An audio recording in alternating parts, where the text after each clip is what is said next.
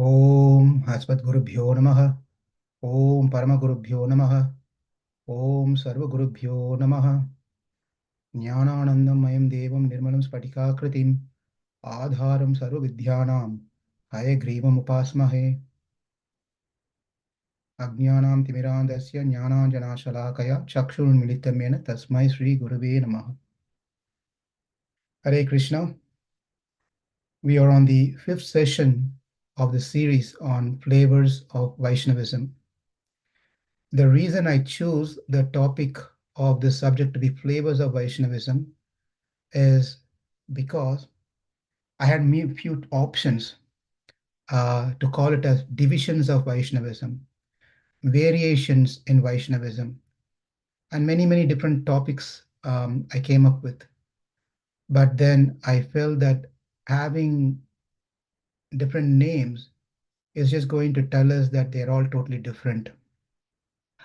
But the idea is it's all Vaishnavism. But like how in ice creams we have different flavors, strawberry, blueberry, raspberry, vanilla, and so forth, they're all ice creams. The flavors has been added to that, and the name changes.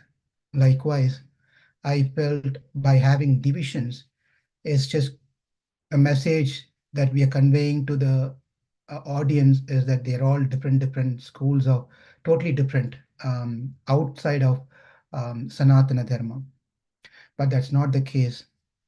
As we know, the different philosophies are different flavors taken from the base ingredients are nothing but the Vedas.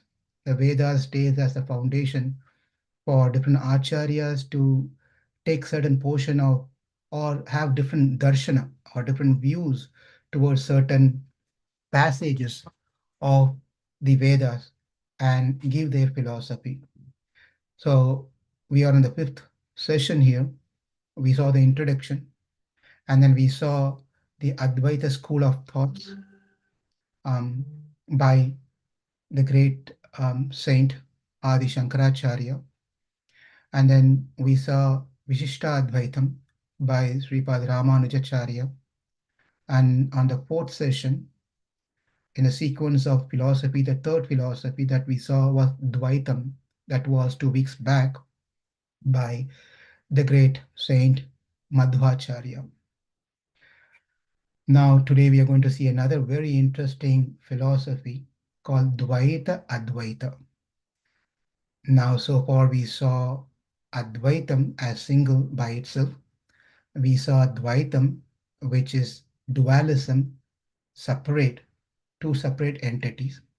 And we saw Vishishta Advaitam, where it is one with Visheshana or different attributes together. There is no second of that with attribute. That is Vishishta Advaita.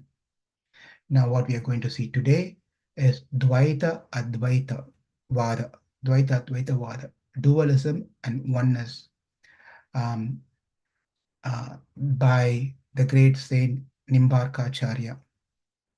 So in the history of our India, in our country, there are many great jnanis, tattva jnanis. These philosophers appeared. Great. Many great saints appeared. Great scholars. But unfortunately, we don't have everyone's biography in full detail. There are some researches being done.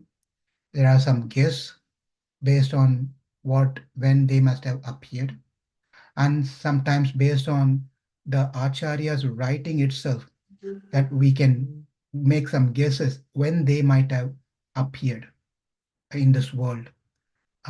Likewise, Nimbarkacharya is one of those acharyas whose biography varies in different versions.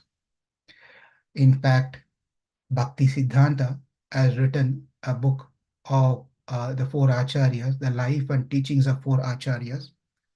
So in that, he has given some information about Nimbarkacharya.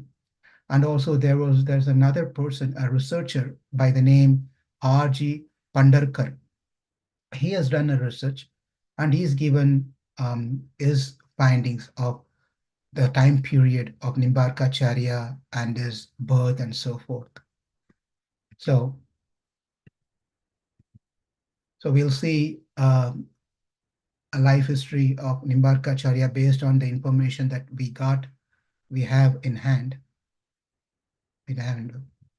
In the book of Bhakti Siddhanta, the book called The Life and Teachings of Four Acharyas, where he speaks about Vishnu Swami, Madhvacharya, Ramanujacharya, and Nimbarkacharya in detail. So in that book, Bhaktisiddhanta says Nimbarkacharya's father name is Aruni, who was a great sage, and his mother name was Jayanti Devi. And this Aruni Muni is, it seems that he appeared in the assembly of King Parikshit, and that is also given in the Bhagavatam. His name is found in Bhagavatam. Those who are interested, the reference is first canto, 19th chapter, 11th sloka, where you can find this Muni's name. And it is said Nimbarka was son of this Aruni and Jayanti Devi. Whereas some people say that he appeared in the 6th century.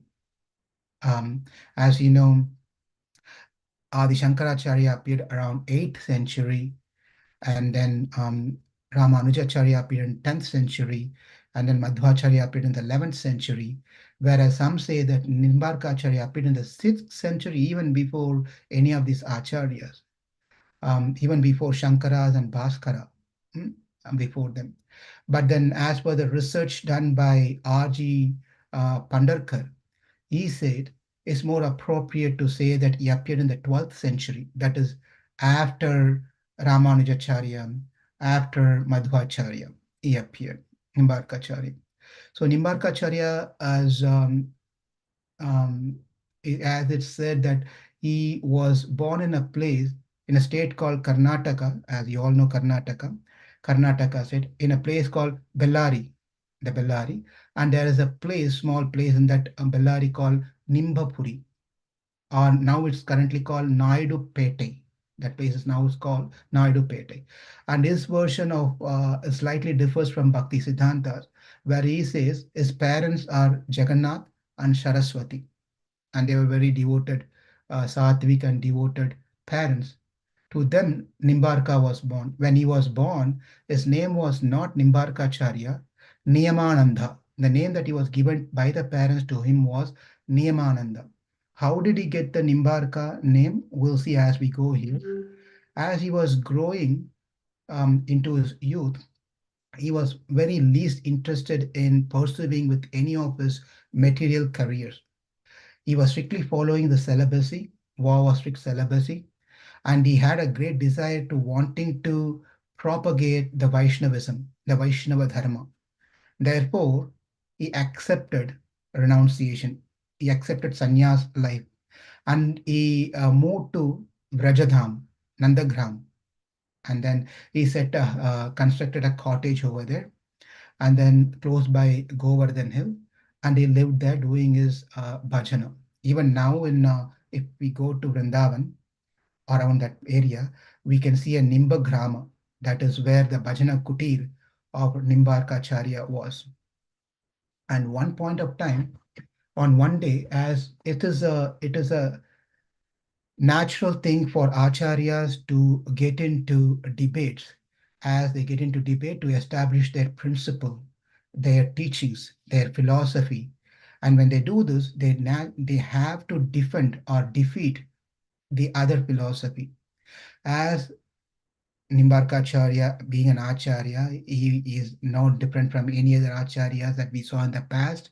So he was also doing the same thing.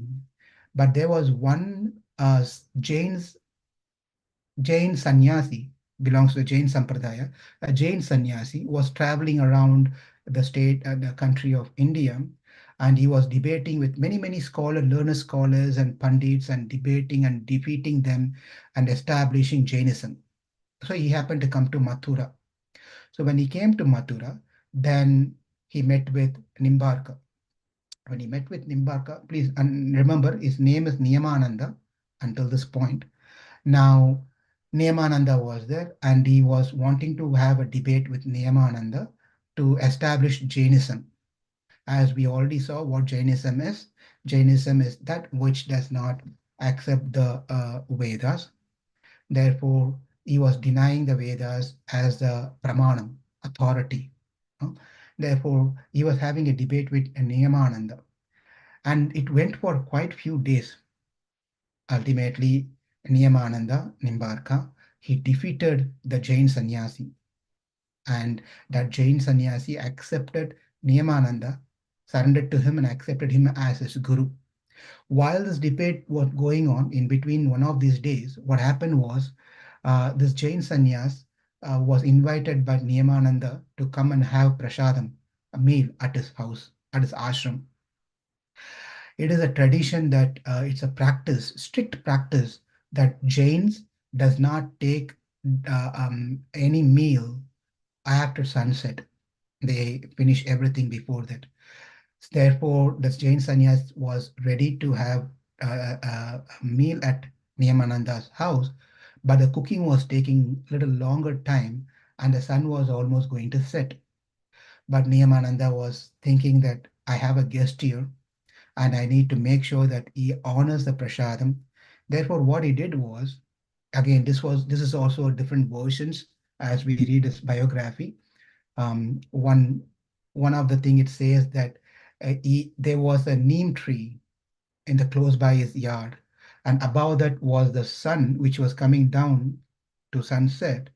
So he climbed up the tree and held the sun in the horizon so that the sun does not go down, does not sunset, the sun does not set.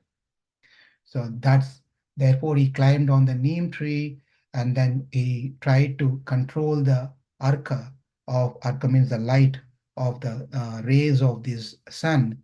He got a name Nimbarka. Nimbarka. And another version of same story says that he prayed to the Lord and by his the Lord was pleased by his prayers, sent a Sudarshan chakra around this tree, close to the tree, and so that the Jain sannyas thought the sun is still there because Sudarshana is as brighter, thousand times brighter than the Surya. Therefore, he thought the sun is still there, and then he honored his prasadam. So that's one story about how he got his name Nimbarkacharya. His disciplic succession is said that it comes from Lord Narayana, and Narayana's avatar incarnation Hamsa, a swan. From there to four Kumaras, and from four Kumaras to Narada Muni, and Narada Muni came to Nimbarkacharya. That's the tradition, the sampradaya still exists. Some of his writings, Nimbarkacharya, we don't see much of his writings in the literature. We don't find many literatures. Some say he has written many, and many got lost. Some say that he has written whatever many opinions are there. Everyone agrees that he has written one book called Vedanta Parijata Saurabha. Vedanta Parijata Saurabha is nothing but commentary on the Vedanta Sutra, Brahma Sutra. As I've already told, it is very important for one to be an acharya to write commentaries on Brahma Sutra, Bhagavad Gita, and Upanishads. These three things are very important.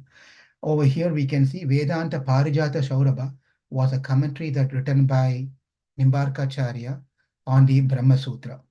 And he established his principle of Dvaita Advaita Siddhanta. And then to that particular Vedanta Parijata Saurabha, in his disciplic line, there was another commentary on the commentary of Vedanta Parijata Saurabha was written, which is named as Vedanta Kaustubam by a devotee or in the disciplic succession of Nimbarkacharya, a person by name called Srinivasa. He has written a commentary on Nimbarkacharya's Vedanta Parijata Saurabha called Vedanta Kaustubam. And also it is said that Nimbarka has written another wonderful 10 slokas, Dasa Sloki. That's going to be our last slide on the presentation to go through what he has done, how he established his Siddhanta through this Dasa Sloki. So these are the things that is well known that he has written these books, and in this how he established the sentient beings are Atma, and the non-sentient entities are the Prakriti, and Brahman, the Ishvara, the three truth are existing. So he established these things. Now, let's move on to the philosophy of Dvaita Advaita Siddhanta philosophy. As you can see, the very first slide we saw in Shankara's slide, we saw number one. And then when it came to Ramanujacharya, we added the flavors to the number one with colors and stars and different things, which says that that one is doesn't have a second. The one has attributes, qualities, Vishesha. That is what Ramanujacharya's principle. Then we saw a two in Dvaita philosophy. It is not one, there are many. Atma, there is Jivatma, there is a difference between Atma and Jivatma, there is difference between Atma and Prakriti, there is difference between Paramatma and Prakriti, and there's difference between the Atma, and there's a difference between the Prakriti. This is Dvaita philosophy. We saw this one also.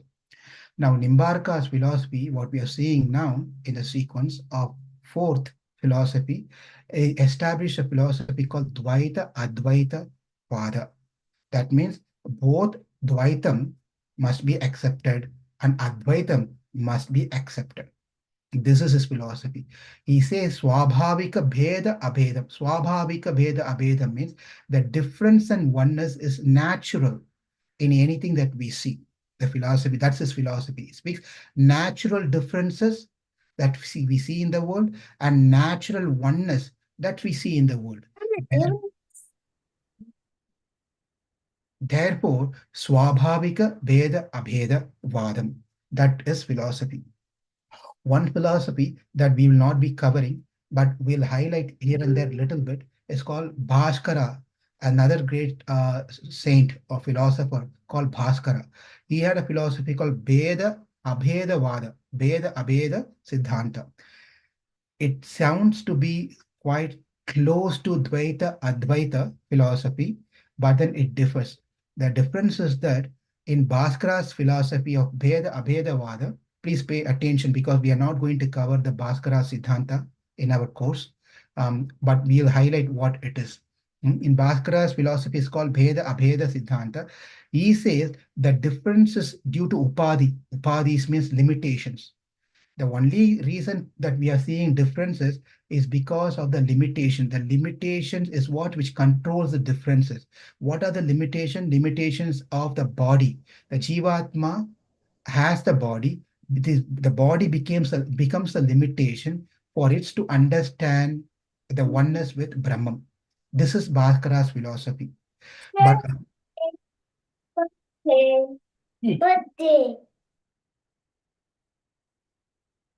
but according to the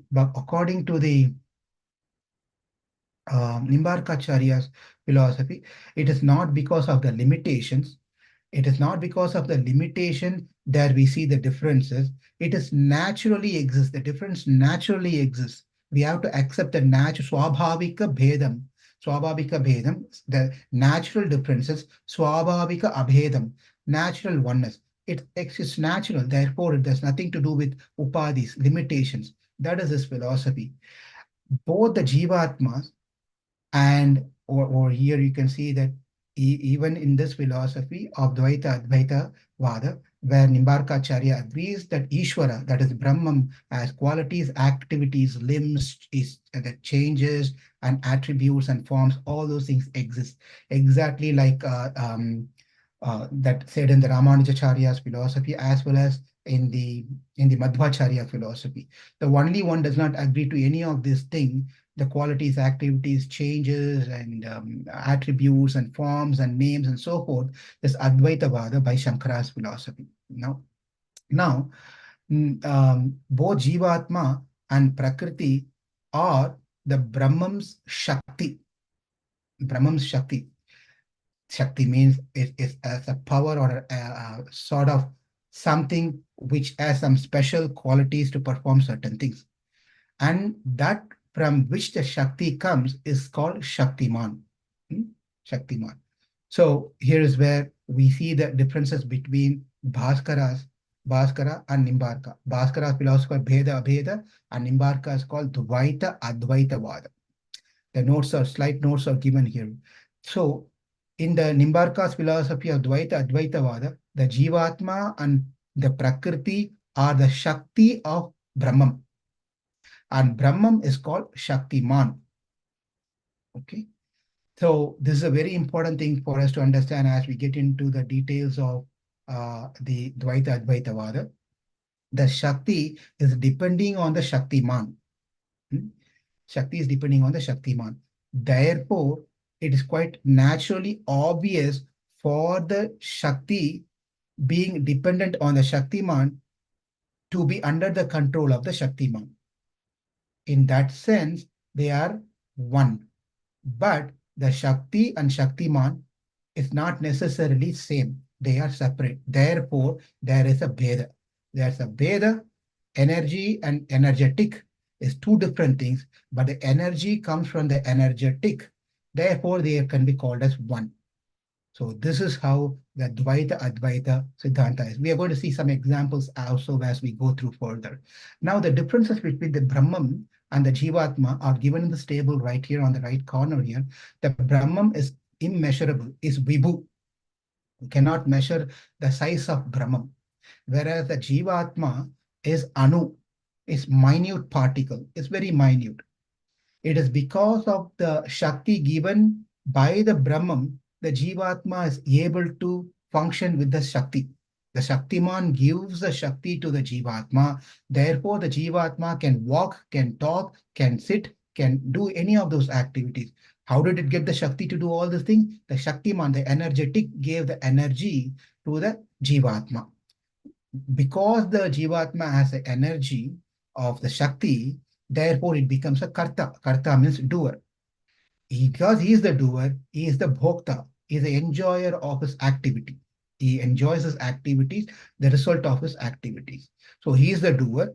The result of his action gives some result, and the result is enjoyed by this Jivatma. Whereas Brahman does not get affected by the activities of the Jivatma. The Jivatma performs the action.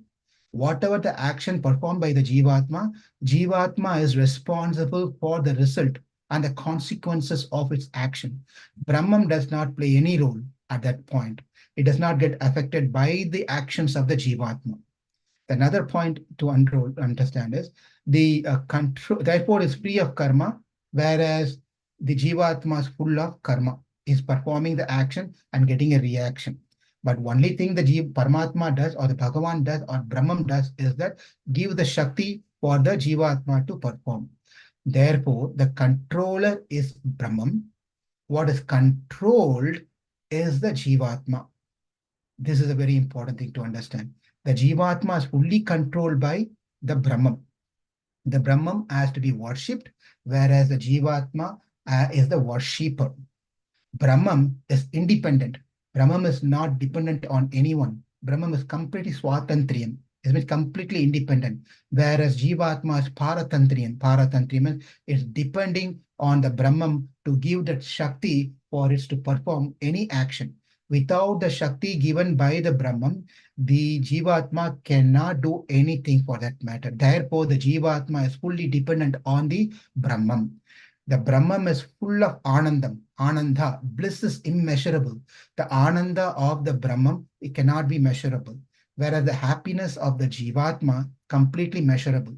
All that it's going through is also temporary. The happiness is temporary. Now, the Brahman, the body of the Brahman is aprakritam. Aprakritam means that which is, oh, I missed one point here. The Brahman is the cause of the creation, maintenance, and destruction. Srishti, Sthiti, and Pralaya. The Brahman is cause of these three things. But Jivatma does not have any role to perform in the part of any of these three things of creation, maintenance, or destruction. Jivatma does not have any role in that one. Only Brahman can do that one. And the last point we have here is the body, the shariram, the body of Brahman is aprakrita sharira, whereas the Jivatma body is Prakrita Shariram. Prakrita means it is a material body. Aprakrita means a transcendental body. We are going to see more in details about what does this transcendental body means. Aprakritam and Prakrita means later as we go through. Likewise, the Brahman, when we compare the Brahman and Prakriti, Prakriti means this universe, this world, we can see some similarity. We are going to see some similarity between the Brahman and Jivatma, but there is zero similarities between the Brahman and Prakriti. Brahman is conscious entity. Let me see. Yeah, right here. We see here. I have put another slide over here. On the right hand side, you can see here the Brahman is a conscious entity, whereas the Prakriti is an unconscious matter. You see, you take any matter, you take a laptop, you take a table, you take a chair, you take a book, any of those things. These are all, even the world for that matter, the universe for that matter, the planets, the stars, any of these things are all matter. They are unconscious matter, whereas Brahman is a conscious entity. Because it's a conscious entity, it means that it has knowledge. The Brahman has full of knowledge, whereas Prakriti has zero knowledge. The computer appears to be, nowadays the technology has grown so much. We have AI, the artificial intelligence, but it's all programmed. We all know that it's all programmed. It's a collection of data, but there is no consciousness to that. There's no emotions to that AI. We can make it happen we can make it emotional by reciprocating and doing things, but it's lifeless, right? The matter is lifeless. So Brahman does not go through any changes, whereas the Prakriti constantly goes through changes. The Brahman is full of life, whereas Prakriti lifeless. Prakriti does not live. It doesn't have life. Brahman is long-lived, eternally, whereas the Prakriti is short-lived because it's constantly it gets created, it destroyed. It destroyed, and the destroyed one get created again, and then that get destroyed. And constantly it goes through the destruction and creation and destruction and creation, therefore it's short-lived. And of course, the Brahman is full of anandam, bliss, whereas Prakriti does not suffer. Prakriti does not have a consciousness, therefore it does not suffer. But those who are in the Prakriti suffers. That is the nature of the world.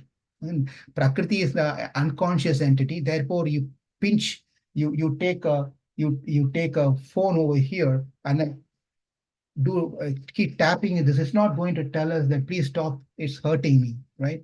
But then the people who are living in this world get hurt when we do something. Therefore, the Prakriti gives the suffering to the people of this world. But Prakriti does it by itself, does not go through any pain or suffering because it's a matter. Creator is Brahman, where what is getting created is the Prakriti. Prakriti is being created by the Brahman, and Prakriti is controlled by the controller called Brahman. And then this Prakriti is Prakritam, whereas the Brahman is Aprakritam. Prakrita means that which is made of matter, earth, water, fire, air, ether. And also Prakrita means that which is of combination of three things: Sattva guna, Rajoguna, and Tamoguna. Combination of three gunas together, all this makes this Prakriti. Whereas in Aprakritam, where we saw in the previous, on the left-hand side, we see Aprakrita Sharira, means that Sharira which is not made of earth, water, fire, air, ether of this Prakriti. And then the second is, it is free of Rajoguna and Tamoguna. Aprakrita means it's full of Sattva, Suddha Sattva. Therefore, it's Aprakrita Meni, Aprakrita Sharira. So these are the differences. In the Jivatma, with the comparison between the Brahman and Jivatma, there are both at some commonality, both of conscious entity. Both Brahman and Jivatma conscious entity. They have knowledge. They are eternal. And they don't go through changes. Atma does not go through any changes. It is only the body which is occupied by the Atma goes through the changes. If we take Atma by itself, the Atma and the Brahman, which is also a Paramatma, Supreme Atma, both of them are conscious entity. They are eternal and they don't go through any changes. That's the commonality between these two. Whereas when it comes to Prakriti, there is no one commonality between Prakriti and Brahman. For that matter, there is no commonality between Prakriti and Jivatma as well, right? So we have to know this one. Now, this is all the Siddhanta that we are speaking about is from the Nimbarkacharya's philosophy, Advaita Siddhanta, right? Now, we have to understand something on his philosophy as cause and effect. Um, yeah, cause and effect. And the way usually the Acharya establishes their principle is by taking some examples that we can easily grasp. It will be very basic, simple examples. That's how they take the example. But taking a simple example to establish a school of thought is amazing, right? That is how they establish. Every single Acharya we saw in the past also, they took some examples. And then how they established their principle. Likewise, over here, Nimbarkacharya establishes his principle based on the cause and effect. He says the difference between the cause and effect, the cause, the Brahman is the cause, and the world, and this world and Jivatma are the effect of that cause. Please hear carefully. The cause is Brahman, and the effect is the Jivatma and this Prakriti. We can say there is a relationship or some connection between these two. There's a similarity because the effect came from the cause. Therefore, there is some connection to the cause. In that connection, because they have a connection, it came from there. We can say it's one, but it came out of it. It is no more connected to it after it comes out. Therefore, it is different. It is Dvaitam. Because it came from there and it goes back to that, it is one. When it came out, it is separate. Therefore, Dvaitam and Advaitam both together goes together as cause and effect. Creation. Before the creation, the Prakriti and Jivatma were within the Brahman. After the creation, they came out and they became manifested. They were an unmanifested state. After the creation, they become into the manifested state. And after the destruction, it goes into an unmanifested state. And during the Pralaya time, they are unmanifested. During the Sisti time, they are in manifested state. Right? Therefore, we can easily say that there is oneness and there is a difference. How do we understand this one? This is too complicated. It's confusing sometimes, especially when you're trying to learn many philosophies. We might get confused. And what are we talking about here? It seemed to be everything seemed to be same.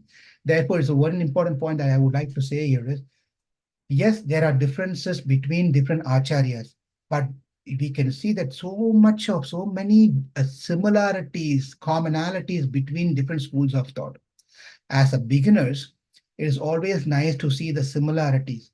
And then as we are comfortable with the similarities, then we get into the minor details of the differences. Right?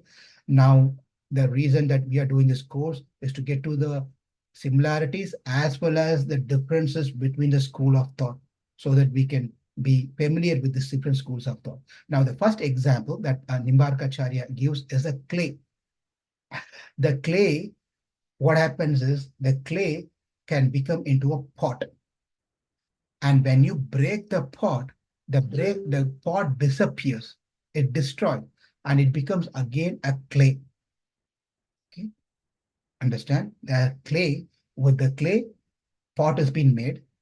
The pot is used for some time and you make the pot into churnam. You make the pot into powder, make it into pieces. And that again becomes into a state of clay. From this, we can understand the pot is within the clay. That is the effect. Where the clay and the pot came from the clay. That means the pot is actually present in the clay in an unmanifested state, cause and effect. Okay. So this is the first example he gives. The second example he gives is a snake. When the snake is resting, it coils itself. It coils itself. The coilness is depending on the snake willness. The snake may decide to coil itself, or the snake may decide to extend itself into like a long rope. Is that it's a free will that's given to the snake, whether to extend itself as a long rope or coil itself like what we see in the picture. That is a swatantriam, that's the independence given to the snake. Let's keep this simple example. Uh, Keep this as a simple example only. Don't get into a complicated thoughts of something else. Okay? So when the same snake extends, it becomes active, it gets extended. When it's become inactive, it coils itself. The coil disappears when it becomes a rope. The rope disappears when it coils itself, right? This is how the creation and destruction happens. The, the Jivatma and Prakriti comes from the Brahman and performs an activities. At the time of Pralaya, the Jivatma and Prakriti goes back to the Brahman, like the snake coils itself. The third example is given here is the foam that we see in the ocean. The ocean waves, it just creates lot of foams, the soapy foams, right? But then what happens to the foam? It goes back into the ocean. It gets created, but then it again goes back to the ocean. But the foam is not the water itself. It has its different, it has its own nature. In this way, with these three examples of ocean, pot, and snake, Nimbarka establishes through the cause and effect is Siddhanta of Dvaita, Advaita, Vadam. So as per Nimbarka Siddhanta, the Karana, the cause and result may vary. We can see the clay and the pot is two different things, right? It's two different things. The result may vary. Therefore, the point of difference exists. Difference exists. But then the pot is actually coming from the clay, part of clay. Therefore, there's a oneness exists. Both Jiva and the world are different from Brahman, but they are under the control of the Brahman. They are different from the Brahman, therefore Dvaitam. They are controlled by the Brahman. They come from Brahman and go back to the Brahman. Therefore, they are under the control of Brahman. Therefore, there's the Dvaitam, Advaitam. There's a oneness in that one. Here's another point to note. When the creation of the Jiva and the world takes place, Brahman becomes a Karanam. Karanam means cause. That's what we are seeing here on the slide. Karana means cause. But it does not go through any changes. This is a um, very important philosophical point. The important philosophical point is, though Jivatma and Prakriti comes from Brahman, the Brahman is the cause, the Karana of the creation of the Jivatma and the Prakriti, but the Brahman does not go through any changes because of this creation. But he just stays there as a Karana. The Brahman stays as a two karna, Upadana karna and Nimitta karna. This is a very important two terms that we need to know. Upadana karna means, let's take an example of same a pot here. So Upadana karna means the material that is used to create something. That material is called the Upadana karna. In this case, the clay. The clay is the Upadana karna for the pot to be produced. Upadana karna is the ingredients or the main source of that object to be created, or the change of that substance that's going to take place. The clay is a ball of clay which is going to change its form into a pot. That which is going to change, that which becomes a cause for change of a form is called Upadana Karana. Please remember this one. And second one is called Nimitta Karana. Nimitta Karana means the clay can change. Clay is the one, the main substance which is going to change into a pot. That is Upadana Karana.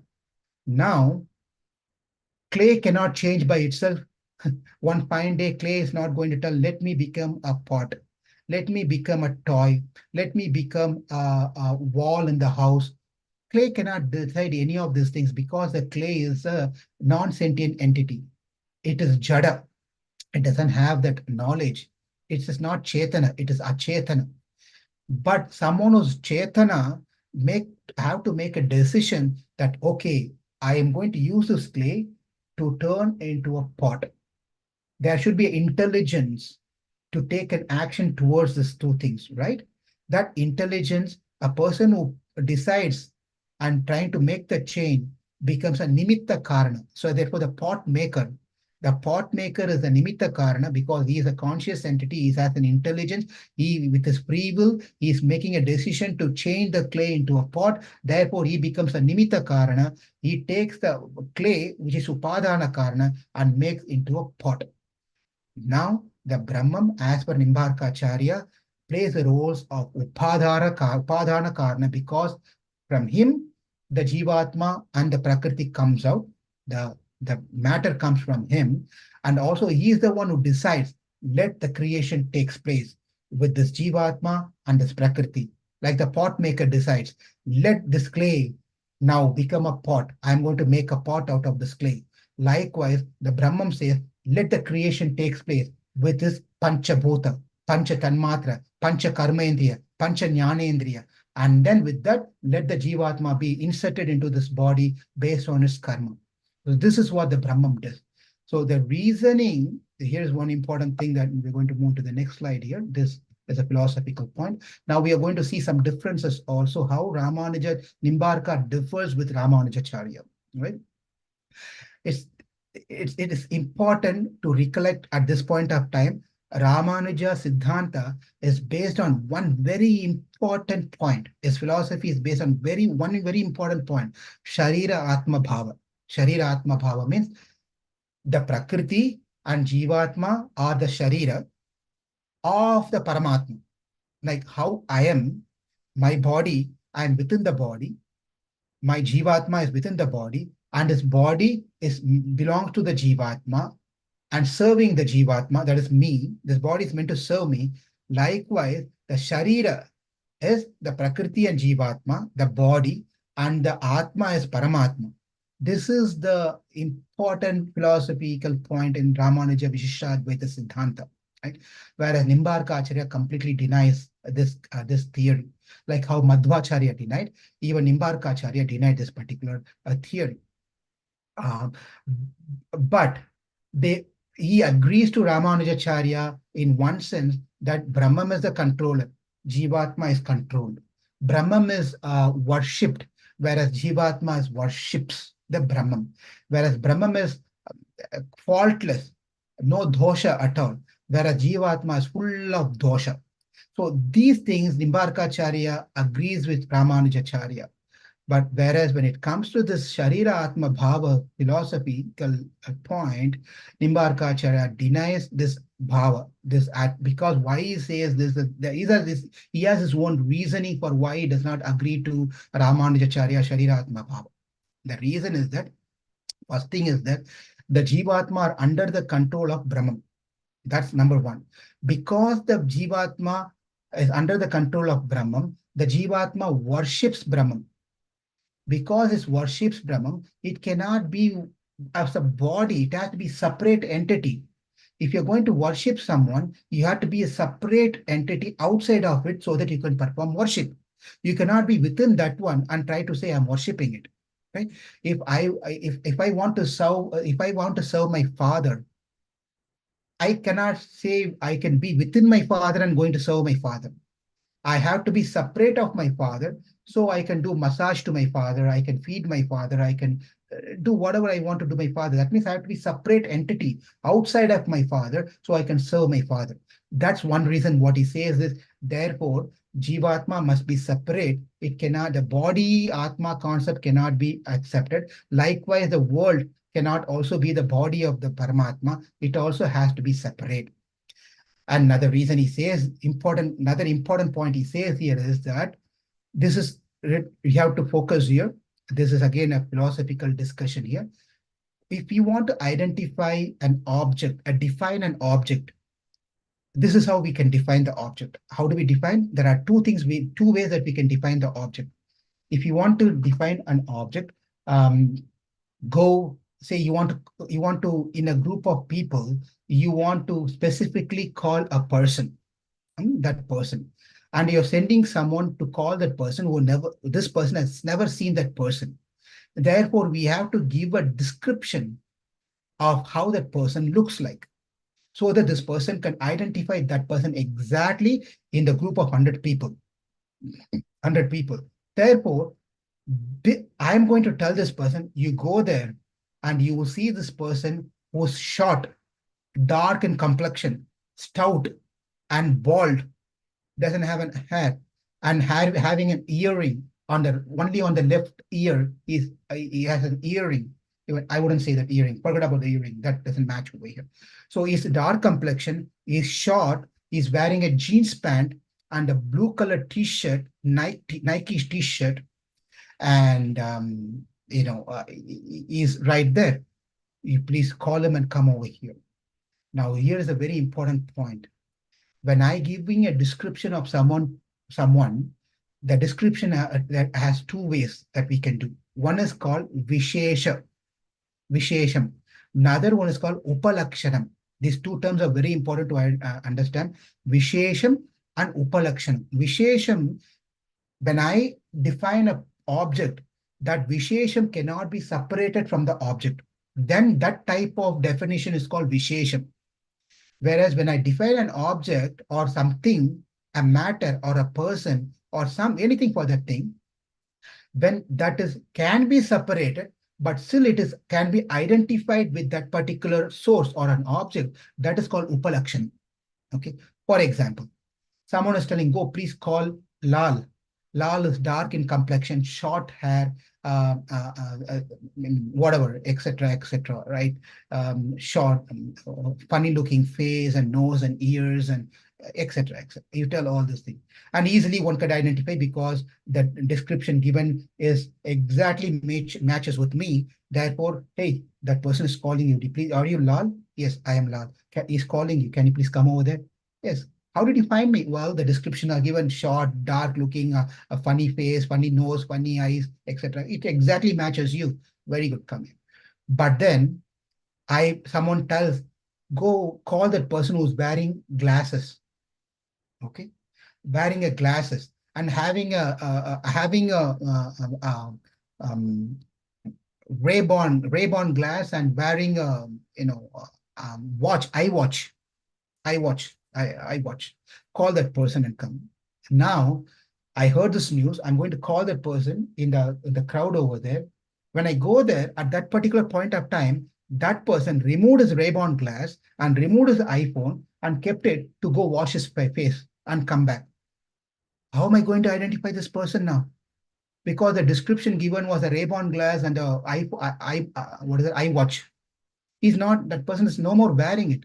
But when he wears it, that which can be separated is called upalakshanam, but still can be identified. Okay, this is anything for that matter. When you want to define anything, any object, any person, it must fall into these two categories, vishesham or upalakshanam. Vishesham can be separated. Okay, so excuse me, vishesham cannot be separated. The attribute cannot be separated from the subject, whereas the attribute can be separated from another example is I'm trying to find a house of someone, Narayana. I'm asking someone, where is Narayana's house? And then someone, oh, you see, there is a Tesla car standing right in front of that house. That is Narayana's house. They said this one. When I go there, Tesla car is there, and no other house is having a Tesla car except the black color Tesla car, which has been told to me is standing right there. So the only house which has a Tesla car, I identified that. Now the Tesla car, black color Tesla car is upalakshanam. Why upalakshanam?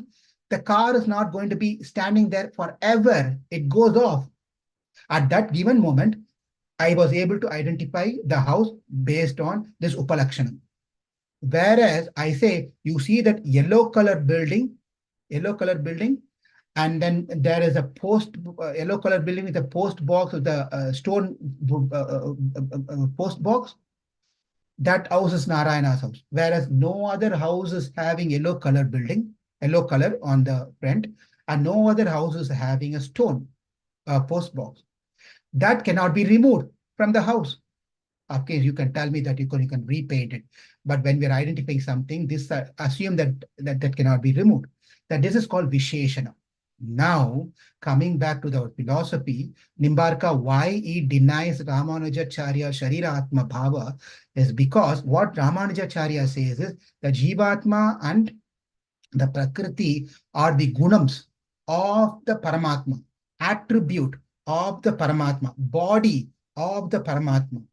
Now, the question is, if it is an attribute, how can you understand? If you want to understand something, you have to understand either through the Vishesham or Upalakshanam.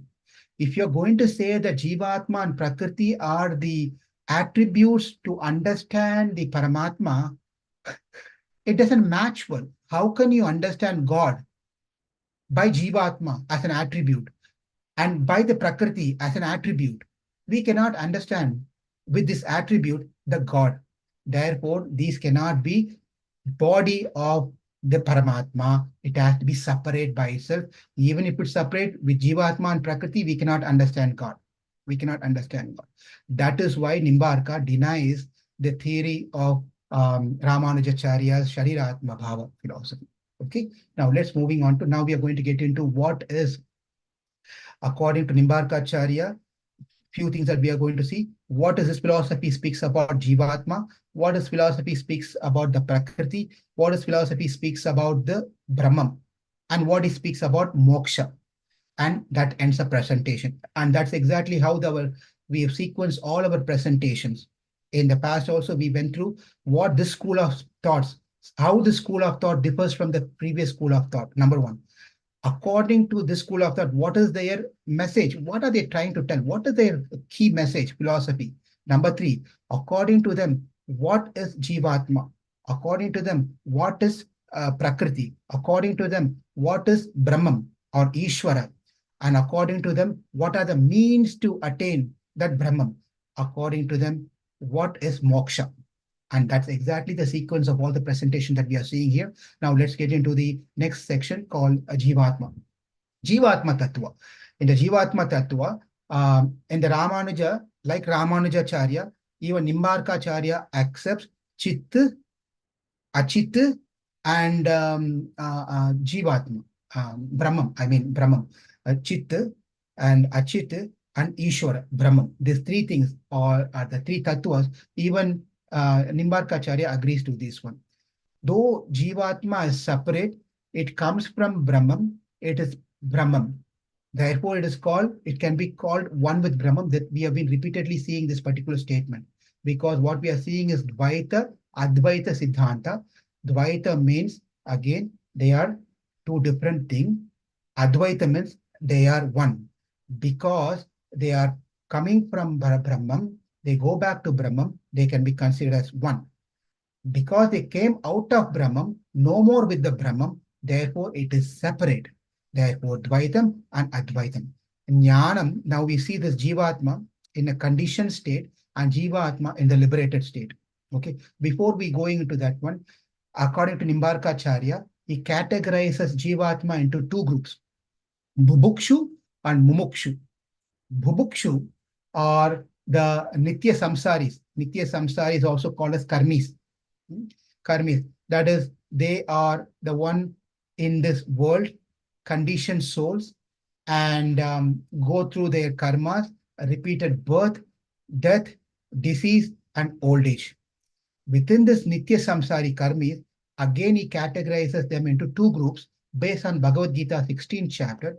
One is Asura Guna, another one is Daiva Guna. Asura Gunas are the one who constantly keeps making mistakes, constantly make sinful activities, constantly do all unnecessary things against the Shastra, against the Dharma. They are called the Nitya Samsari, under Nitya Samsari, Asura Guna Prakritis. Whereas Daiva Guna Prakritis are those one who performs all the good deeds. They follow the Shastra, try to do religious activities, try to do dharma, dhana, dharma, and all those different things. They try to do this one. Asura Guna Jivas, Asura Gunas, they go to the hellish planet, whereas the Daiva Guna, by performing the dharmic activities, they go to the higher planets, the Pitraloka, or they go to the Swargaloka. But both the Asura Guna and Daiva Guna, they come back again into this world. Once their credit points are over, they come back into this world. The path that Krishna speaks in the 8th chapter of Bhagavad Gita, same thing. The Daiva Guna people, they Dhumadi Marga, they go in the path of Dhumadi Marga. When you go to the when you take the path of Dhumadi Marga, you go there, you enjoy the heaven, you enjoy the Pitraloka, and in the Chandraloka, you be there for some time, and then come back into this world to continue our karma, to continue our karma. That is bubukshus.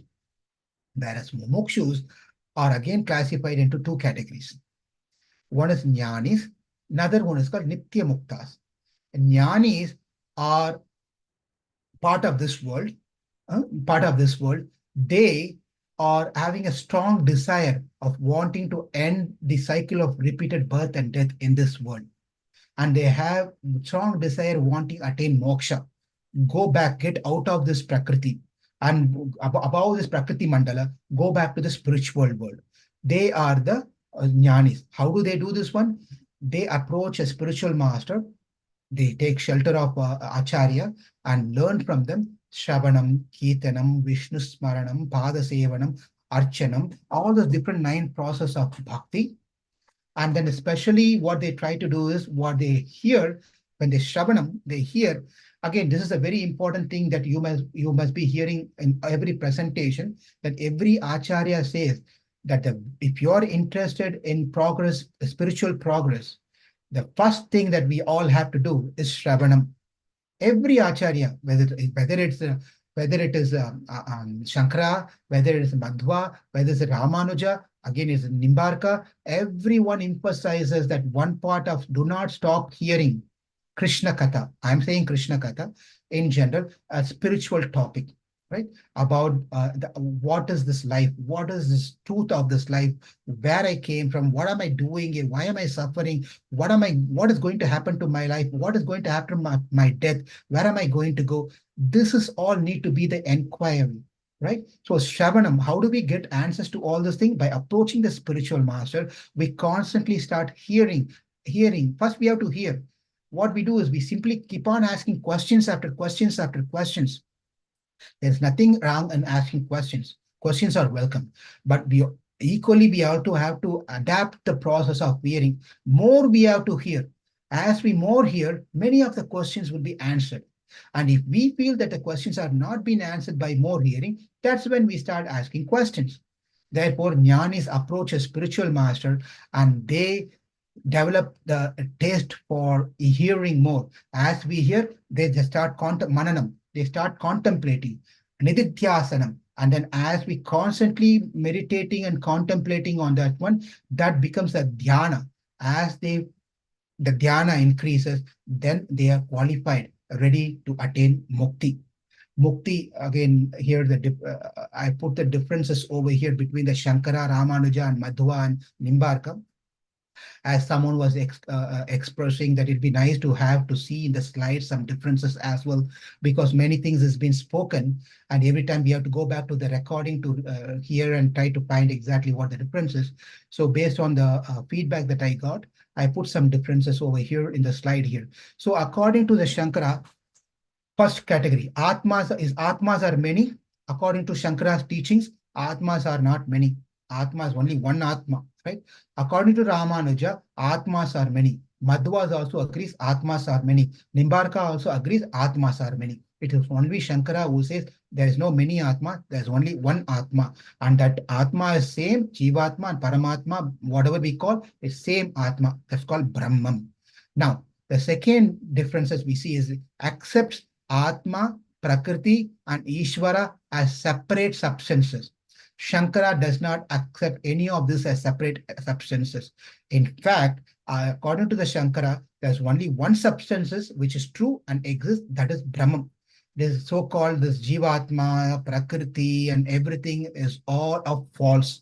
Whereas Ramanujacharya, Madhvacharya, Nimbarkacharya, they all accepted these 3 tattvams: Atma, Jivatma, Paramatma. Now, moving on to the third differences. The Atma and Prakriti are never separated from Ishvara. This is again the variation here. Shankara, Atma and Ishvara are one and the same. Where is the question of separated here? Prakriti is unreal. There's no concept of being separated. because there's only one Atma, and there's only one Atma concept, where is the question of separation? Therefore, in Shankaras, there's nothing called separation. It is because of the Ajnana, because of the ignorance, we think ourselves to be Jivatma, different from Paramatma. We think this are real. Therefore, it's all only one. There's no concept of separation or anything. There's only one. Whereas Ramanuja, according to the Ramanuja philosophy, he also agrees that Atma, Prakriti, or he says that Atma and Prakriti never ever get separated from the Ishvara. Why? Remember the previous slide? Sharira Atma Bhava. They never get separated. Right now, we are all connected to that Paramatma. Madhva says, no, no, no, no, no, no. We are always separated. We cannot be same. Right? Whereas Nimbarka says, yes and no. That is why it's called Dvaita, Advaita Siddhanta. Right? He says yes and no. Why he says yes and no? Yes, we are all coming, the Prakriti and Jivatma comes from Jiva, comes from Ishvara. Therefore, yes, we are connected, but we are not connected. We can say we are not connected because we are totally separate. We are not part of like a body of the Paramatma. We are totally a separate entity. Once we come out, we come out. There's no sort of a connection to that. At that point, there's no connection, right? Therefore, he says that is Dvaitam. This is how we understand this part. Now, coming to the differences we see at Jivatma conditioned state and Jivatma liberated state. Jivatma, both in the Jivatma conditioned state or the liberated state, they are of Jnana and Ananda.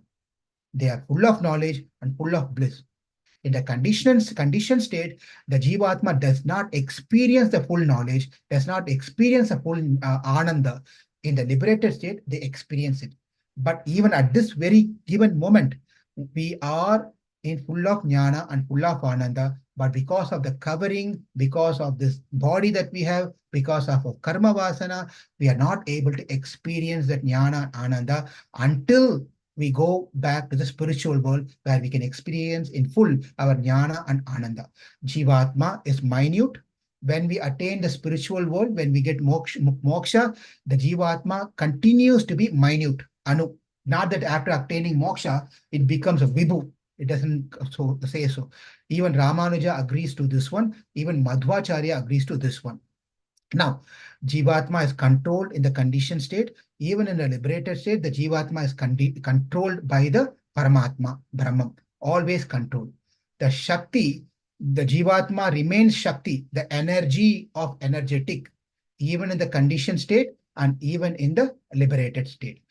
And Jivatma is Karta in the conditioned state, and Jivatma is Karta in the liberated state. Even when it goes there, he performs. The individuality continues to remain even after attaining moksha. It's not the individuality, the free will is taken away. The individuality is still there. The free will is still there. Therefore, he remains to be a karta even in the spiritual world.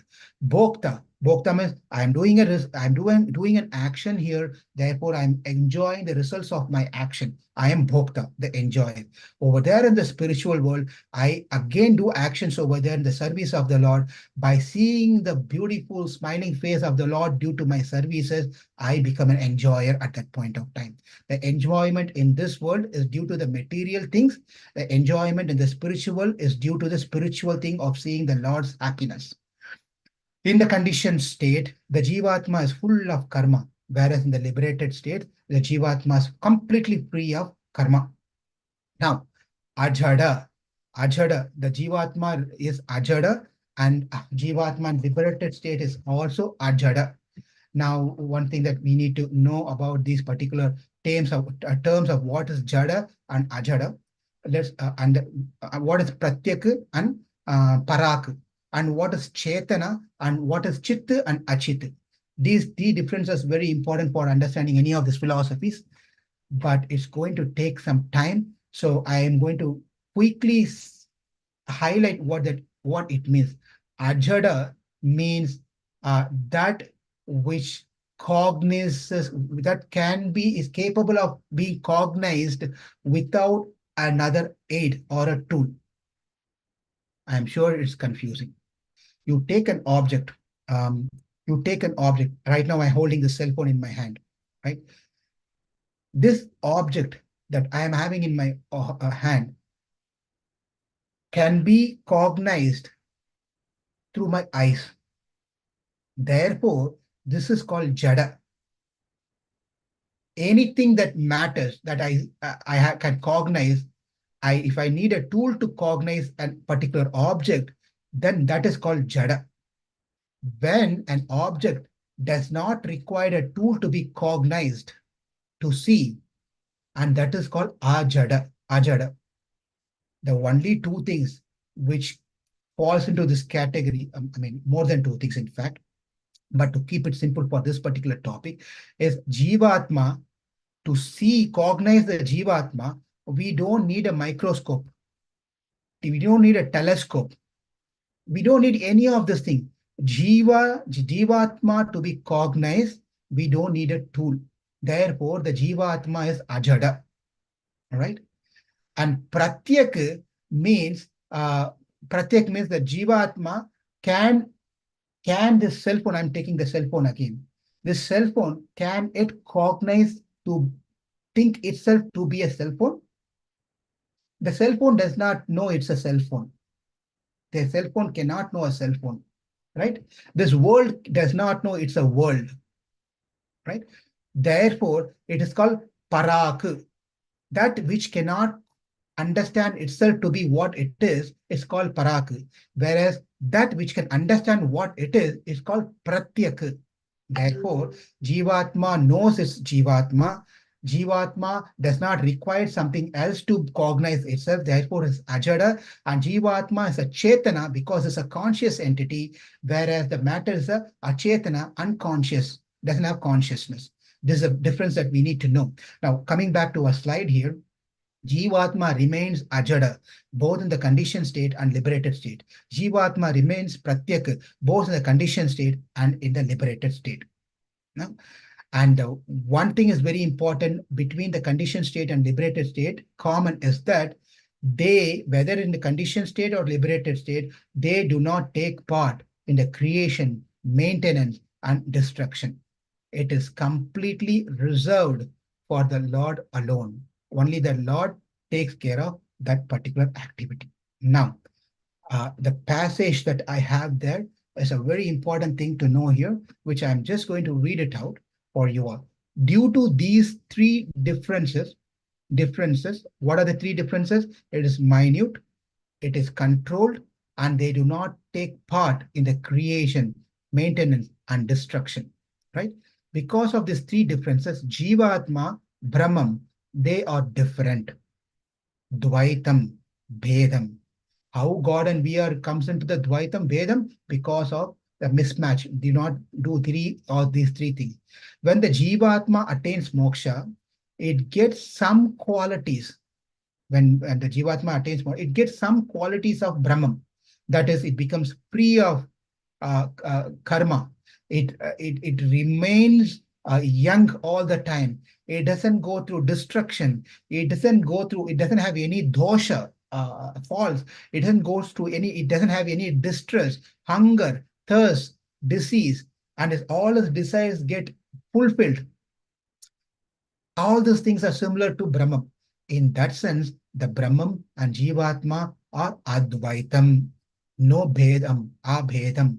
In that sense, they are one and the same. This is another way of understanding the philosophy of Dvaita, Advaita, Vadam. Now, with that said, now the question is, we spoke about Jivatma now. What does Nimbarkacharya says about means to attain moksha? What are the means by which one can attain moksha? Nimbarka Siddhanta says that the Jivatma have to get rid of Papa Punya. Same thing. Not only Papa, Punya also has to go away. Because if you're going to hold on to the Punya, then we have to go to the heavenly planet and enjoy there. Or we may have to take birth somewhere in a place and be a rich man or whatever it may be, right? Therefore, the Papa also to be completely gone and Punya also should be completely gone. That is when a person is said to be eligible to attain moksha and he is ready to be union with the Brahman. Union is not merged, by the way. Nimbarkacharya doesn't say that either. Therefore, union means becoming close to God, becoming in the place of where God is present or Brahman is present. So moksha is completely devoid of the contact with the Prakriti. in the moksha state, there is no contact. There is no contact. There's no cell phone contact. There is no Wi-Fi connection. There is no, service over there to the Prakriti over here. Right? There is no satellite. Nothing is available. Completely cut off from the Prakriti. That is moksha state. One does not have a material body at that point of time. The relationship is completely devoid to this material world. And there is the knowledge that the Jivatma gets in the moksha state is completely extended unlimitedly without any contamination. At the time also, as I already mentioned, it remains anu, minute. It does not engage in the creation, maintenance, destruction, and is still under the control of Bhagwan, by the way. Now, let's see about what are the means by which one can attain moksha. Nimbarka says there are three means, three ways that one can attain moksha: through the karma marga, through the jnana marga, and through the upasana marga. These are the three means. And then what happens is in the Nimbarka Sampradaya, after Nimbarka Acharya, in his disciplic succession, two other things been added. But the fourth one is called Sharanagati, and the fifth one is called Acharya Abhimana. So let's go through this real quickly. What is Karma Marga? Karma Marga means through Karma Marga, by the way, Karma Marga is not a direct means to attain moksha. Karma Marga is a stepping stone to one to get into a Jnana Marga and then attain moksha. It is exactly the sequence that's given in Bhagavad Gita, right? It's exactly the sequence that's even spoken by Ramanujacharya in his philosophy also. It's exactly the same thing which is spoken by Madhvacharya in his philosophy also. Therefore, Karma Marga or Karma Yoga, Karma Marga, the path of karma, does not take you directly to the moksha state. But here the Karma Marga, what it does is it helps one to purify one's consciousness, especially when one does karma, nishkama karma. When we talk about karma yoga here, we are talking about nishkama karma. That is, I am not the doer, I am not the proprietor, I am not entitled to the results of my action. Right? In this way, when one performs, that is called nishkama karma. When this person performs an action is dharma according to the nishkama karma, what happens is that the Lord who is pleased will give a clarity in his consciousness. Siddha Shuddhi. Siddha Shuddhi means his consciousness get purified from the contaminated state to a consciousness get purified state. When it becomes purified, he becomes eligible to move on to the next program called Jnana Marga. In this Jnana Marga over here, it is a direct way to attain moksha. Okay, Jnana Marga, through the Jnana Marga, one can attain moksha directly, right? To the anushthanam, to the practice of certain. In this Jnana Marga is when the person is really approaching a spiritual master, and the spiritual master teaches him the Vedas and Upanishads and how to perform many things about the absolute truth. And then this person, after Shravanam, he starts contemplating, and then he starts meditating and dhyana. In this way, he can attain moksha. Upasana Marga is the third Marga. This is nothing but is called Jnana Upasana. Jnana Upasana, where in this path one should perform meditation. And the meditation of understanding this Parabrahmam, the absolute truth, is the Antaryami. Antaryami, one who is the inner soul of everything that we can see in this world. And he is a sentient being. And he is the one who is controlling the Jivatma and the Prakriti. And he is the one who can give moksha. In this way, one does upasanam as a meditation. In this way, when this meditation has to be done with a mix of bhakti, right? So therefore, in this way, one can attain moksha. So this is the three means Nimbarkacharya taught how one can attain moksha, right? But then after Nimbarkacharya, there is two other things being added, which is called Sharanagati and Acharya Abhimana. This is also present in Ramanuja Sampradaya, Vishishta Advaita Sampradaya, Sharanagati and Acharya Abhimana. Since we did not go in details in the Vishishta Advaita Siddhanta, we'll spend few minutes on what is the Sharanagati and what is Acharya Abhimana, which is identical of what Ramanuja Sampradaya speaks also. Sharanagati is where Jivatma surrenders to the Lord, saying that I cannot perform Karma Yoga, I cannot perform Jnana Yoga, I cannot perform Bhakti Yoga. I cannot do by any means, I'm incapable of doing this one. right? I cannot do this one. So I can only surrender it unto your lotus feet. You, my Lord, somehow or the other, accept me in whatever condition I am and deliver me from this suffering. Take me back to the Vaikuntha. Accept me at your lotus feet. This is called Sharanagati. And the anga of Sharanagati, Anukulyasya Sankalpaka, Pratukulyasya Varjanam, Mahavishwasam, Goptrutva Varnam Tata, Karpanyam. These are the angams of Sharanagati. That is, once a person surrenders to the Lord, then he only accepts and does things that pleases the Lord. Anukulyasya sankalpakam. Pratikulyasya varjanam. That means that I will not do those things which displeases the Lord. Right? Once you're surrendered to God, we have to follow this very carefully that I am not. This is applicable to any school of thought, especially even if you're following the Bhakti Yoga, Bhakti, who are performing Bhakti. This is very important that I will only do that pleases God. I will not do that displeases God. I have complete Vishwasam, Mahavishwasam, that the Lord will take care of me. Not that my Shakti of chanting, my Bhakti, my Karma Yoga, my Jnana Yoga, this is going to take care of me. No, it is only my Lord who can save me. In Mahavishwasam, He will take care of me. Goptritva Varnam Tata. He is there, He will protect me all the time. In this way, a person surrenders to the Lord. Right? There are more details of what Sharanagati means. We will just stop right there. And for Sharanagati, if one may say that for one to perform Sharanagati, one must have Mahavishwasam. The key ingredient of Sharanagati is Mahavishwasam. That is, I have Vishwas, I have faith, Krishna, God, will take care of me. That Mahavishwas should be there.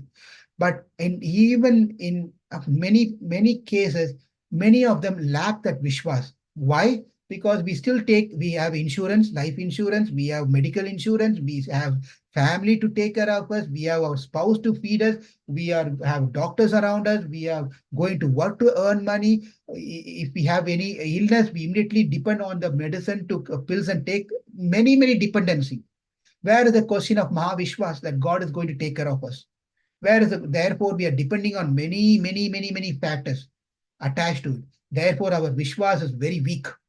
We don't have Mahavishwas. We are lacking in that Vishwas. So what other options we have? Acharya Abhimana. The fifth one is called Acharya Abhimana. Surrendering is also very difficult for me. What do I do? Well, I take the shelter of an Acharya, a Guru, because my faith is weak. My Acharya's faith is strong. By the strong faith of my Acharya, I will be delivered. That is called Acharya Abhimana. I cannot do Karma Yoga. I cannot do Jnana Yoga. I cannot do Bhakti Yoga. Sharanagati, even if I do, my Vishwasam is so weak, I only option left out for me is the lotus feet of my Acharya, my Guru. Because his faith is very strong. He has Mahavishwasam. He follows all the angams of Sharanagati. Anukulasya Sankalpaka, Pratikulyasya Varjanam. He does everything. Therefore, I surrender to my Guru. By the mercy of my Guru, Krishna, the Lord, will accept me. That is called Acharya Abhimanam. So this is a part of how one can attain moksha. Now, attain moksha in this world. There is again the schools of thought of differences that we are going to see here. There is attain moksha, being in this world, attaining moksha. Is that accepted? Yes, it's accepted by Shankara's philosophy. But Shankara says, even being within this world, um, it is not Shankar A, it is Nimbark A. It's not their initial. There is, the formatting was wrong. I should have extended the table. Do not read this. His last name is, his father's name is it starts with Arjun, Shankar Arjun, or Nimbarka, Abraham, or whatever it is, right? No, it's Shankara and Nimbarka. Okay, so, attain moksha in this world while still in the body. Jivan Mukti. Shankara accepts Jivan Mukti concept, philosophy. In this world, while you're in this body, you attain moksha. Whereas that is not accepted in Ramanuja Siddhanta, Madhvas, and Nimbarka. All these five that we discussed, Karma Marga, Jnana Marga, Upasana Marga, Sharanagati, Acharya Abhimana. What about that? What about those different schools of thought? Shankara accepts only second one, which is Jnana Marga. Give up the karma, give up any of these things. Jnana margam. Jnana margam. Bhakti margam is one to get to the jnana margam. Karma and bhakti for one to get to the jnana. So jnana is the mukti. Jnana is what is going to give mukti. So Shankara sticks to the marga of jnana marga, whereas Ramanujacharya accepts all these five, but primarily sticks on to Sharanagati and Acharya Abhimana. Ramanujacharya also does not get into the Bhakti Yoga Marga. He does not accept Bhakti. He accepts. He also recommends one should perform Bhakti Yoga. But then the easiest path that he recommends is Sharanagati and Acharya Abhimana. Whereas Madhvacharya sticks on to Bhakti Yoga. Bhakti Yoga is the only means by which one can attain the Lord. No other means. That is Madhvacharya. Nimbarkacharya also says Bhakti Marga is the only means by which one can attain moksha. But again, we can add this 4 and 5 into Nimbarka Sampradaya because that has been adopted later. This is what the ways that one can attain moksha. Now, with that said, we are getting into the Achit. Achit, again, we have only 9 minutes left. Those who don't have time to stay after 8, please feel free to drop. This is getting recorded and you can always hear this later. But I'll continue to the end of the slides. We still have Achita, we have Kala. In the Achita, we are going to discuss Prakriti, Kala, and Shuddha Sattva. And then we are going to speak about Brahman. And then we are going to see the different Siddhanta compared to the Dvaita, Advaita Siddhanta. And that's the end of the presentation. Okay, now Achita. Achit means achetanas.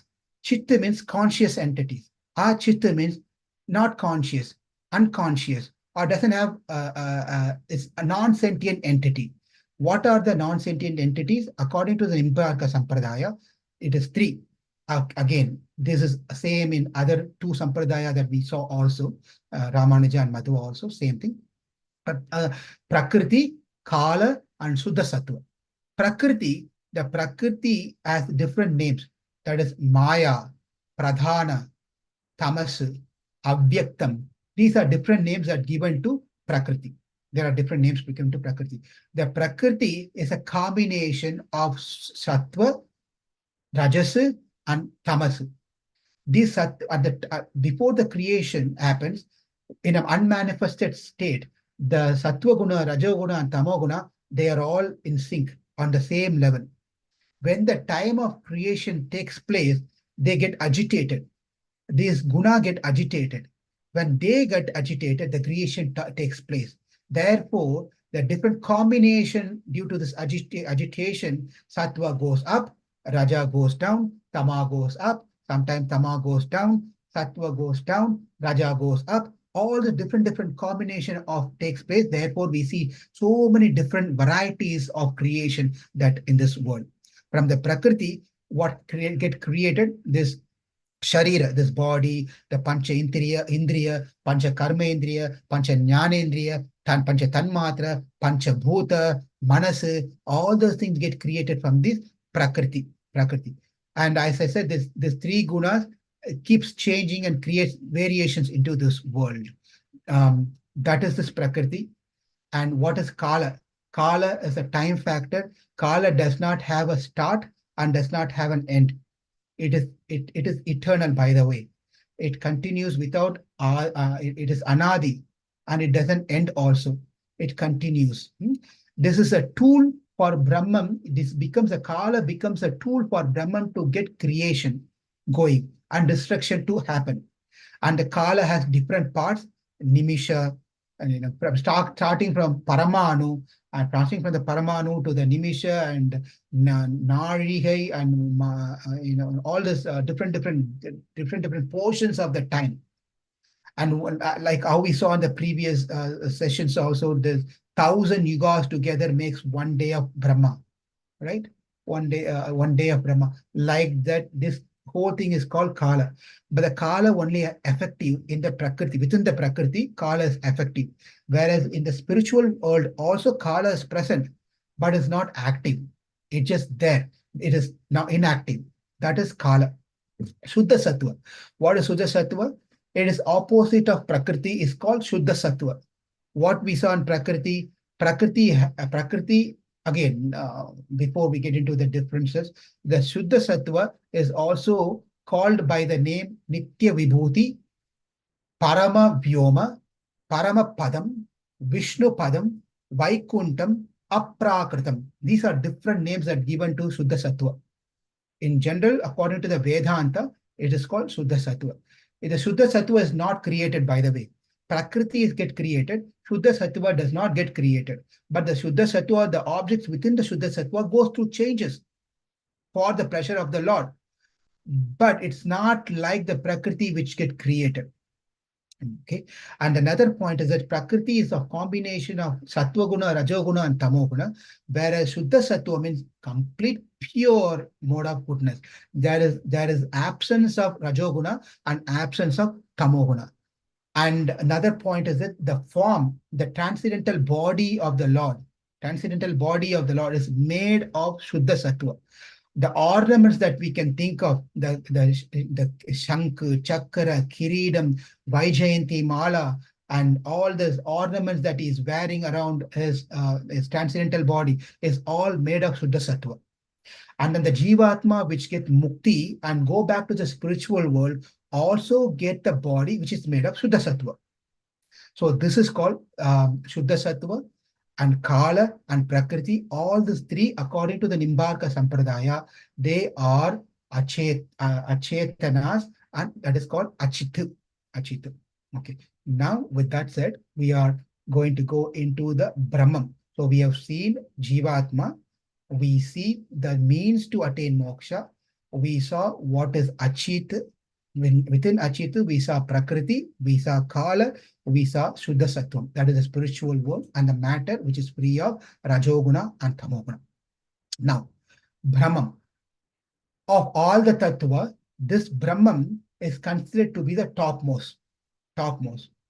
Because why? Brahman is the one which controls the other two Tattvams, Achita and the Jivatma, Chit. It controls these two. Therefore, Brahman is, according to Nimbarkacharya, he says Ramakanta Purushottama. He identifies that Parabrahman with the name Ramakanta Purushottama, or he also calls that as Vasudeva. Vasudeva.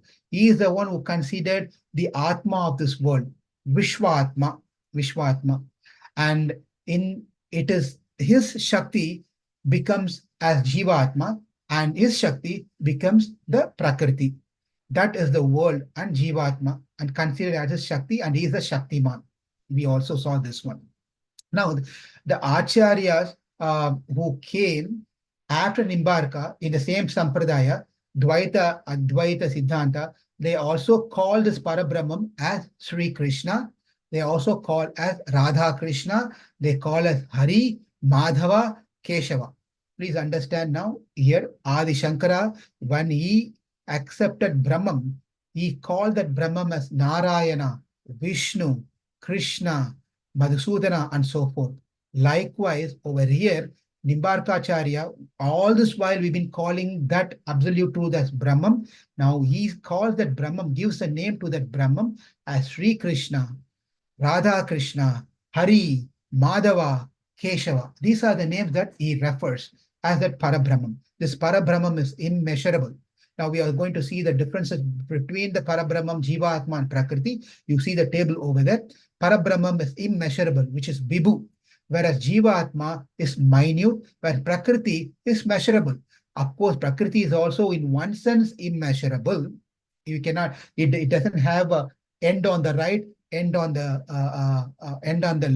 left, and end on the bottom, and there is a touch on the surface to the spiritual world. In one sense, it is all can be told as immeasurable. It can be told as immeasurable, but Brahman, compared to Brahman, it can be considered to be measurable. That's it. And the Brahman is Shaktiman, whereas Jivatma and Prakriti are the Shakti. Brahman is controller, and Jivatma and Prakriti are controlled. Brahman is free of karma, whereas Jivatma is full of karma, and Prakriti, karma does not apply to it. Because it doesn't have a free will. Prakriti does not have a free will. It is not conscious. Therefore, it does not accumulate karma. Karma concept does not apply to Prakriti. Brahman is to be worshipped. Jivatma worships the Brahman. Prakriti does not worship. Again, the same thing. It's not a sentient being, therefore it cannot worship. Brahman is independent, whereas Jivatma is happiness is measurable, but Prakriti does not have happiness. It is non-sentient entity.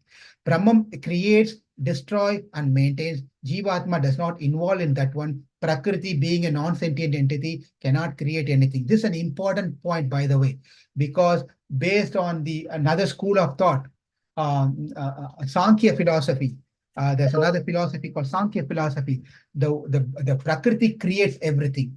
But Prakriti is a matter, it cannot create by itself. And intelligent, the potter should be there to use the clay to make the pot. The Brahman should be there to use the Prakriti to become into a universe. Prakriti, the clay cannot by itself decide one day and become a pot. The Prakriti cannot by itself decide one day and become multiple universes or planets. It cannot do so. Therefore, it does not get into the creation, maintenance, and destruction. Brahman, aprakrita shariram, a transcendental body free of rajas and tamas, whereas Jivatma in the conditioned state is prakrita shariram, made of earth, water, fire, air, ether. In the conditional and in the liberated state, the Jivatma also gets aprakrita shariram, whereas Prakriti is a prakrita. Prakriti is prakrita means it's matter. It's made of earth, water, fire, air, ether. Now Brahman is ajada. We already spoke what ajada means. Jivatma is ajada. Prakriti is jada. And Brahman is Pratyak, Jivatma is Pratyak. That Pratyak means Jivatma can identify itself as Jivatma. Brahman can identify itself to be Paramatma, Brahman, whereas Prakriti cannot identify itself to be Prakriti. It's a non-conscious, insentient being. Therefore, it cannot. So that's the difference between Brahman, Jivatma, and the Prakriti. Now, the schools of thought and differences that we are going to see here is Brahman only one. Shankara says yes, Ramanuja says yes, Madhvacharya says yes, Nimbarkacharya also says Brahman is only one. Brahma Mokate, as said by Tyagaraja in his beautiful Kirtana, Brahma Mokate means Brahman is one. Now, Jivan is Jivan Brahman. Shankara says yes, yes, Jivan and Brahman is one. Ramanuja, Madhva, Nimbarka says no, Jivan can never become Brahman. Jivan is created, whereas Brahman is creator, controlled. Now, merge, the Jivatma merge into Brahman. Shankara says yes, obviously.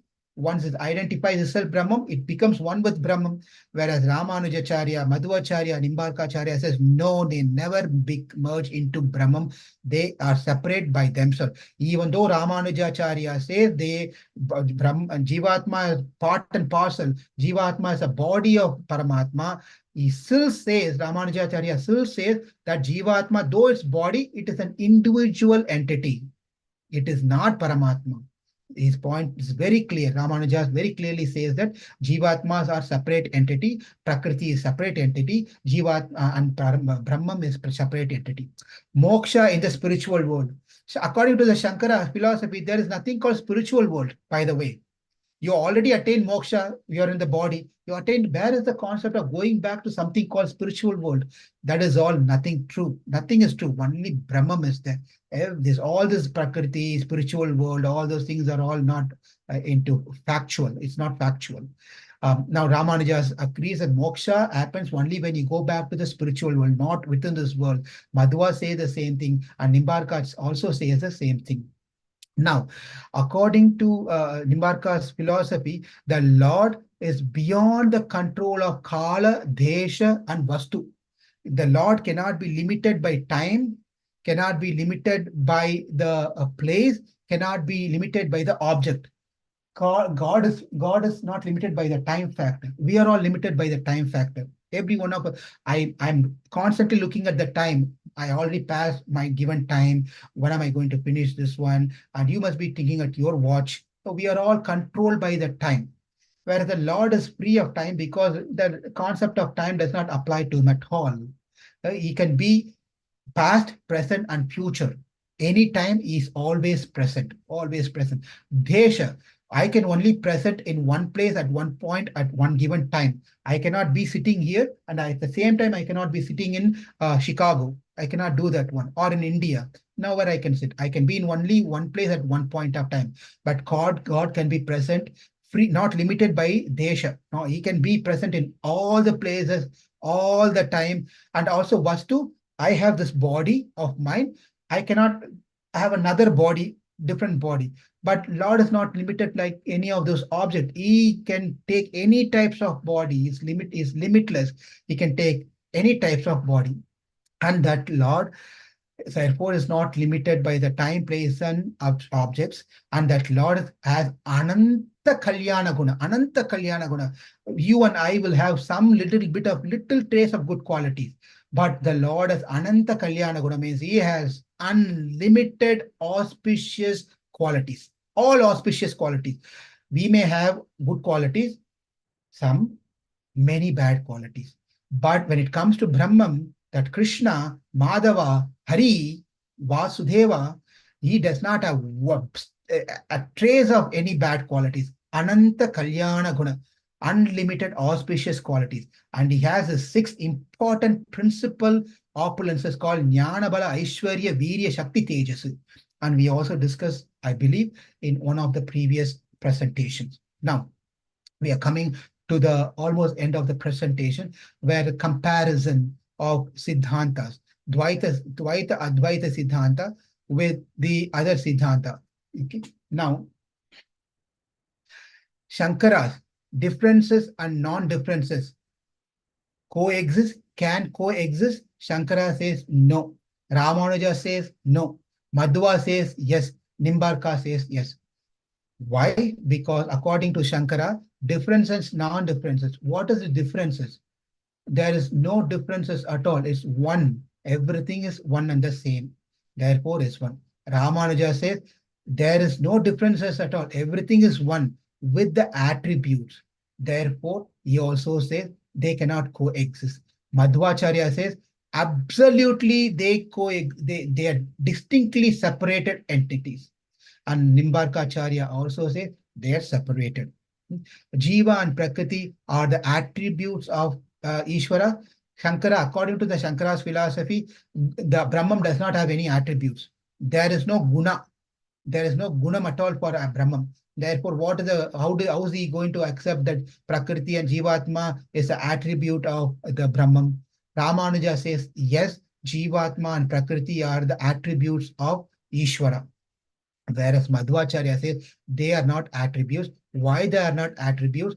It's the same thing what Nimbarka Acharya also says, agrees to Madhvacharya. How can that be an attribute? Why? Because the Jivatma is full of faults. Prakriti is full of faults. How can the Lord's body can have something which is full of faults?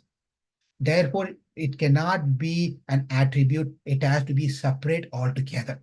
Now, Jivatma and Prakriti are the body of Ishvara. Shankara says no. Only Ramanujacharya says yes. And whereas Madhvacharya and Nimbarkacharya denies to that concept of one body and Sharira Atma Bhava.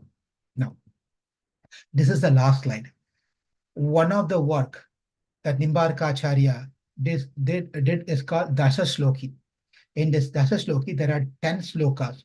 In this 10 slokas, he puts forward his Siddhantam, his philosophy, Advaita, Advaita, Vadam.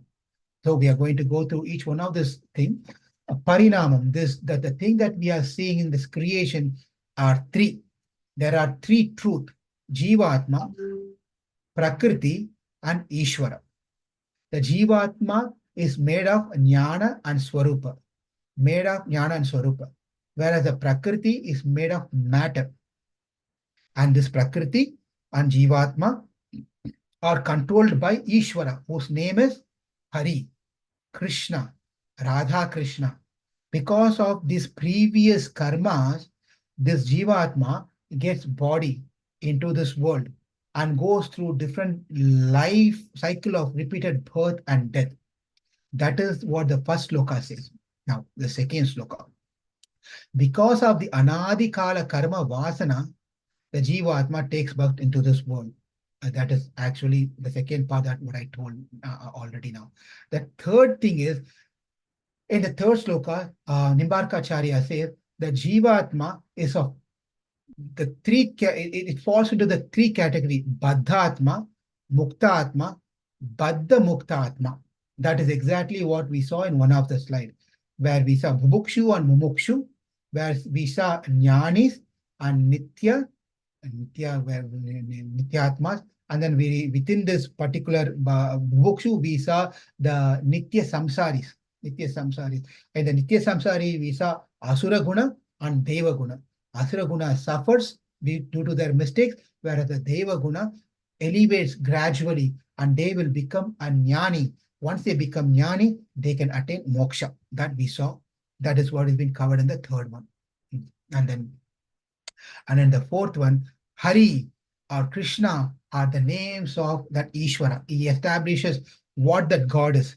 Who is that God is? The God name is Krishna, Hari, and he has a beautiful lotus eyes and is free of dosha. He has all auspicious qualities and he is the goal for anyone to attain. That should be the meditation, object of our meditation. That he tells in the fourth sloka. In the fifth sloka, he says here a beautiful thing where he says that on the left hand side of Bhagavan Krishna, Radha Rani is present. The one who is seated next to Krishna on the left side is Sri Radha. We must remember always and meditate on Radha Rani. When we meditate Radha Rani along with Krishna, by the mercy of Radharani, we can attain the lotus feet of Krishna. That is number 5. Number 6 sloka of Dasa Sloki. Due to the Ajnana, due to the previous Purva Karma, we are in darkness. It is Lord who is situated as an Antaryami, as a Paramatma, who witnesses as Sakshi. He becomes a witnesser, as Sakshi, within every Jivatma. He sits in the heart of every Jivatma and he becomes a witness. Therefore, one has to meditate upon the Lord who is sitting inside our heart as witnesser, as a Sakshi. And that is what the great souls, Sanandan, Sanat Kumaras, and they great souls have done and glorified. Therefore, we have to meditate upon the Lord who is situated in our heart. Number 7. The three truth, the Jivatma, Prakriti, Ishvara that we spoke, one can understand about these things through studying the Vedas and Smritis. Therefore, he talks about the Pramanams here. How do we understand these things? We understand these things through the Vedas and the Smritis. Those who know the Vedas, they say that Brahman is presented in all the objects. And one has to attain that Brahman. And that what he says in the 7th sloka is that Jivatma is Bhokta. Jivatma is the Bhokta. And whereas the Bhogyam or the enjoyed, to be enjoyed is the world. Jivatma is the enjoyer. The world is to be enjoyed. And the Jivatma to enjoy the world is happening through the will or through the blessings of the Ishvara. So that is how it happens. If we want to enjoy something, that enjoyment does not happen by itself unless and until it is sanctioned by the Ishvara, Krishna. Krishna have to sanction something to take place. Unless he sanctions, the Bhokta cannot enjoy the Bhogyam, That is number 7. Number 8. For one to be completely relieved from the cycle of samsara, there's only one way. That has been recommended by Lord Brahma, Lord Shiva, even they followed this one. What is that? The process of bhakti. The process of bhakti. One has to perform and catch hold of the lotus feet of the Lord and worship him by the bhakti process. Then we can appreciate his kalyana guna in his unlimited and auspicious qualities, and we can attain completely freed from the cycle of repeated birth and death. 2 more to go. Number 9. It is Krishna's causeless mercy for one to attain moksha. Even though we may perform bhakti, it is only by Krishna's causeless mercy that one can attain moksha. Just because I am performing bhakti does not mean I become eligible to attain moksha. I must perform my bhakti. When I am performing bhakti, I should not think that this bhakti is going to get me moksha. Because whatever we are trying to do is not enough. In the name of bhakti, we are trying to do some child game here. That's our play here. But we are far out, far away from the bhakti that Krishna is expecting us to do. Therefore, whatever we are doing is minimal only. Therefore, it is only by the cause of Krishna's causeless mercy we can attain the lotus feet of Krishna. And this mood of surrender is called Akinchanyam. Akinchanyam means I am helpless. I have nothing that I can offer you as a credit to accept me at your lotus feet. It's only you, by your causeless mercy, I can be accepted. Whatever I'm trying to do is to my maximum capacity and limitation, with all the limitation I'm trying to do, my Lord. Please show your mercy upon me. That is number 9. Last one, there are 5 subjects of that jnanis must be aware of. The jnanis are the one who is aspiring to attain moksha and they perform the upasana. There are 5 things that they need to know. The Ishvara Swarupa, that is, what is Brahman? What is God? How is he to look like? Does he have a place? Does he have a name? Does he have an attribute? What are the things? That is all about Ishvara. Ishvara Swarupa. Bhakta Swarupa. Bhakta Swarupa. What is the Swarupa of one who is aspiring to dedicate oneself to that Ishvara? Bhakta, the devotee's Swarupa, nature of a devotee, how a person should be, a Jivatma, how a Jivan should be, a Jnani should be, and moksha, that which happens to, then we should know the moksha, that which happens by the mercy of the Lord. What is moksha? Right? What is moksha, and what are we going to do after we attain moksha? What is that we are going to do? We are going to go to a place. What am I going to do after we go there? That knowledge should be there. Number 4, the means to attain that moksha, to go there and perform those activities. What are the means? And then number 5 is called, why know Ishvara? I understand Ishvara. I understand Jivatma. I understand what's happening after I attain moksha. I understand the means of attaining moksha. But I'm not able to do that one. I'm not able to take a step and perform bhakti or perform sharanagati. I perform acharya abhimana. I cannot do anything. What is that stopping me to do? That is called virodhi, enemies. What are the enemies that stopping us? Virodhi. That is nothing but our karma vasana. In the which is, we have their lust, anger, greed, envy, all those different things. It's all carried because of our karma, because of our previous vasana. That is becomes our virodhi. What am I going to do to get rid of the virodhi? I have to cultivate knowledge by surrendering to a guru, by submitting myself to a guru, cultivate knowledge, and by the cultivation of the knowledge, then I perform and engage and meditate upon the Lord. By through this process, my consciousness gets purified, my love of God it grows, and then I will, by the mercy of Krishna, Krishna will accept me at his lotus feet. This is teachings of Nimbarkacharya. With that said, the concluding point of this particular Dasasloki is this particular thing, a sloka where it says Sarvam hi Vijnanam Ato Yatartakam Suti Samrityam Nikilasya Vastunaha Brahmatma Katva Diti Vedavin Matam Trirupam Tapi Shruti Sutra Saditha. What it says, this is philosophy, a concluding slide where it says all objects are related to the Supreme Lord. The conclusion of those who are not actually well versed in the Vedas is that temporary material objects cannot emanate from the eternal absolute truth. To know things in truth is real knowledge. This confirmed in all Shrutis and Smritis. Sometimes the philosophy of oneness is stressed in the Vedas.